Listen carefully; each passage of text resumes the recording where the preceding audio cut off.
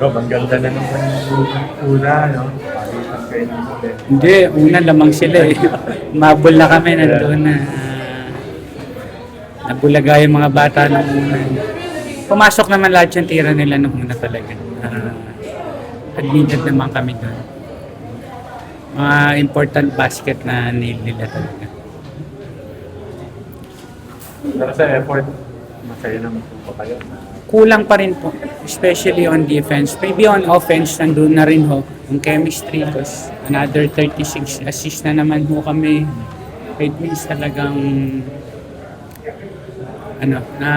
nag-share na nandun na yung tiwala. Pero I think we need to adjust on our defense. Nakukulangan ako sa gigil ng mga bata sa defense. The first loss pa lang naman. First loss pa lang. Yes, first loss, pero lesson learned, sabi ko nga sa mga bata. Even we scored more than 100 sa every game, pero kung papay-score naman natin din yung kalaban natin sa ganung paraan, wala.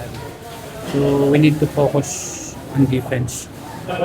Yung offense, sabi ko, I think medyo okay na naman siguro.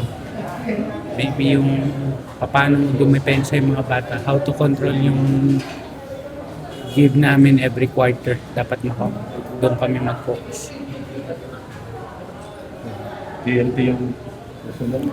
Yes, hindi pwede magtiwala. Even tinalo ng Titan yun, hindi ganun yung team na yun. Ba-bounce back yun. We need to prepare for talk and tips. Importante po ng paghandaan pa rin. Okay.